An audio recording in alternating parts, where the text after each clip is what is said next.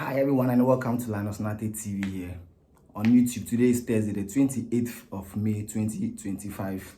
It is a Thursday morning and I will bring you some updates or current happenings from the camp of the Blasters with regards to the 2025 Unity Games, which is currently held in London. That is the G-Tech Community Stadium, the home grounds for Brentford Football Club. Here is Linus Nate TV on YouTube. Do subscribe to the channel, like, share, and then keep dropping your comments under it. Yesterday, if you were not able to watch the game between Ghana and Nigeria, then please log on to YouTube and search for Linus Nate TV on YouTube. We have dropped the highlights for you to watch from that game as well. Ghana lost 2-1 against Nigeria, the Super Eagles of Nigeria.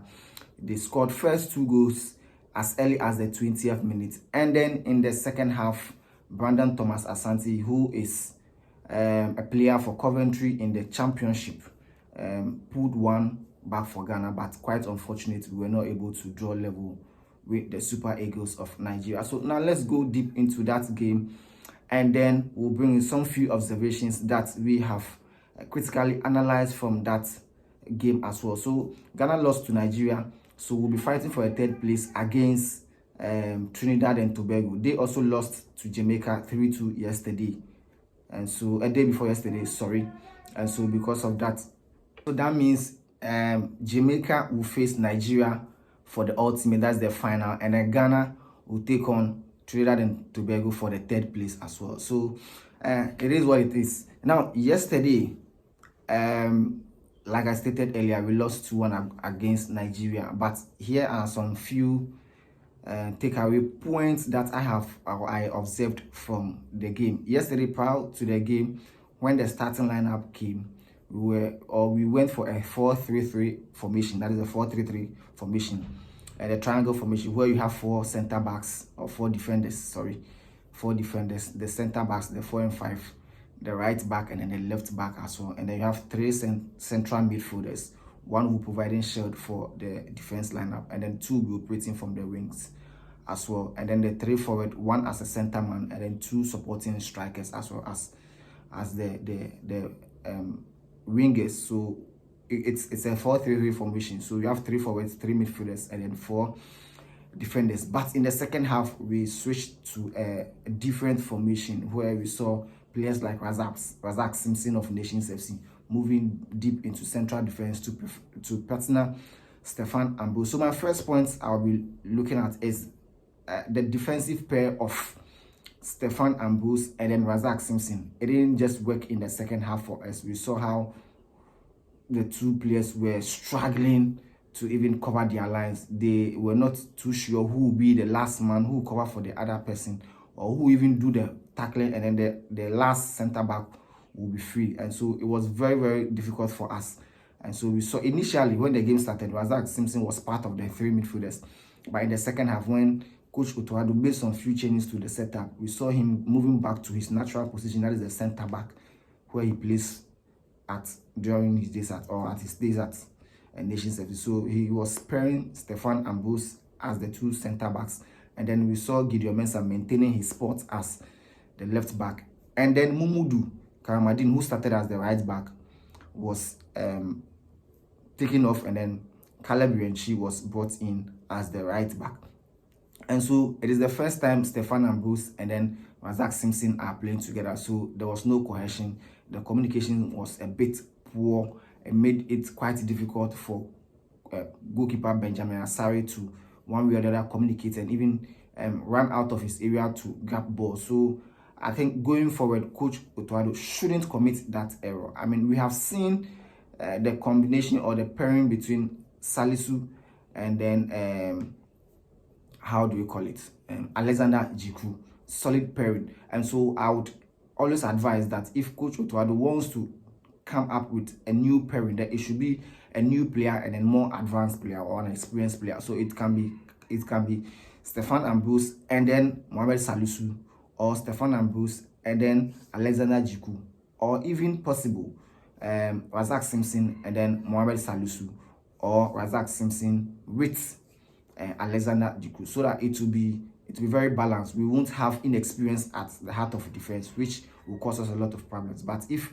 we have one new player or a slightly experienced player and a more advanced player, I think it will make the pairing at the heart of defense very solid. And so going forward, Coach Otto, please, the pairing between Stefan Ambrose and then Razak Simpson didn't really work for us. So please try and find a very better solution to that pairing against Trinidad and Tobago. And that's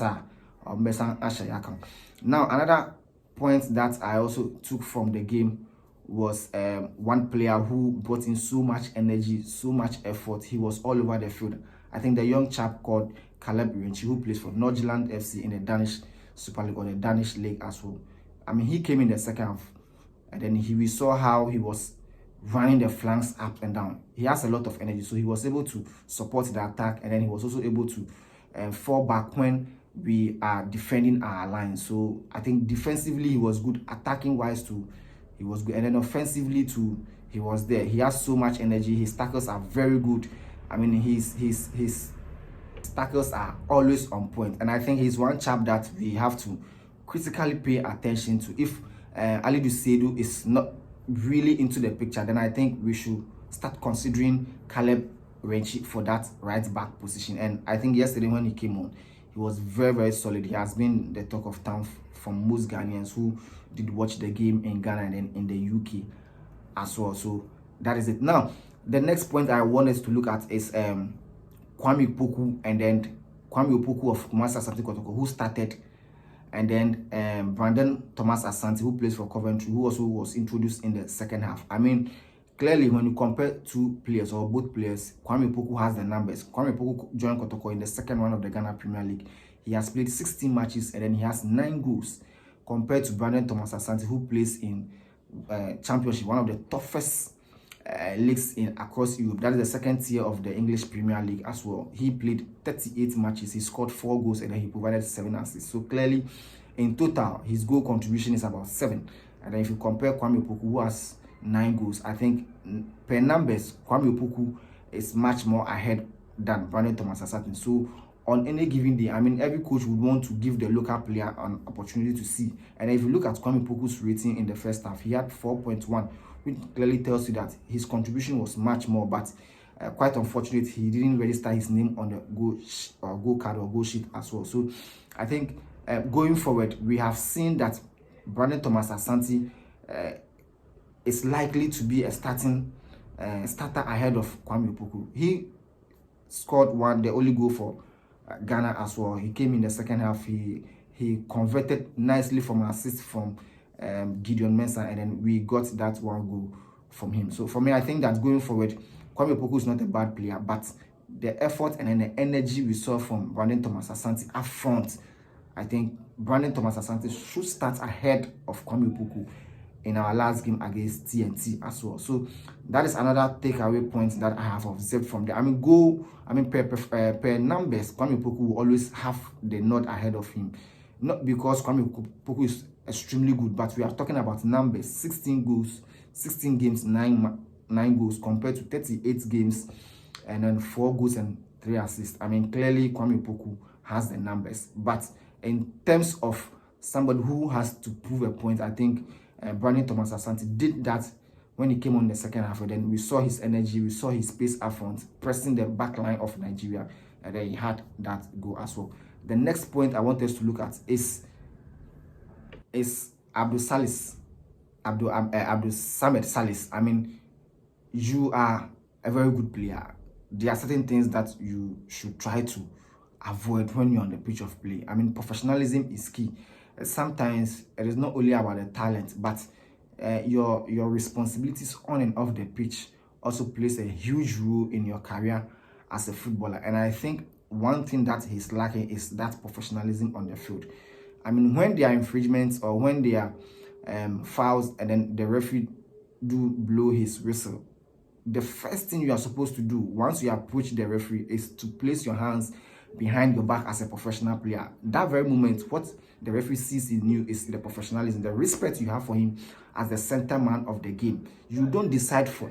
So Mohamed Salisu should work on that as well. We saw how he did approach the referee by telling the referee that he's supposed to give the player a yellow card. I mean, we don't do that. You can express your grievances to the referee in a very nice and polite way, but you don't decide on what the referee should do in the game. He is the center man. He decides on what to do and when not to do it. So you don't have to decide for him. I mean, when it happens like that, you are showing, or you are exhibiting a lot of unprofessionalism. And so he should also take note that next season, if he's still with Sunderland, he will play in the English Premier League. And these are things that some referees in the EPL don't condone at all. Once you decide on what they should do, I mean, they'll just have to show you the booking orders and take you out of the game. So Mohamed Abdul Salis needs to work on his professionalism as a player. There is the captain. The captain is supposed to approach the referee and then explain things to him. You must have your hands behind you and also do that, but you don't decide on what the referee should do. So that is another point. And then the last one is Jordan Ayew. Please, whoever is close to Jordan Ayew, tell him that it is teamwork. Enough of the ball juggling, holding the ball for a very long time. There were certain situations that he could have released the ball easily. He's a very good player. I mean, no doubt about that. One of the most committed players for the Black Stars. But Charlie, where we've gotten to, teamwork ain't more success than individual brilliance. Yes, you are a very good player. There are certain opportunities that when you get, you must utilize it as an individual player.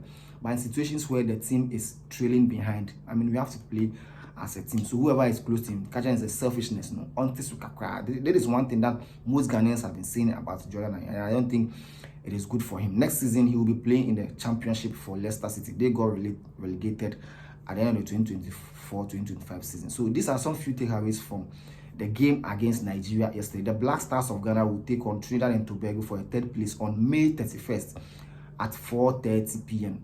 Linus United TV will bring you the highlights from that game and then some updates from that game as well. Do subscribe to the channel, like, share, and then drop your comments as well.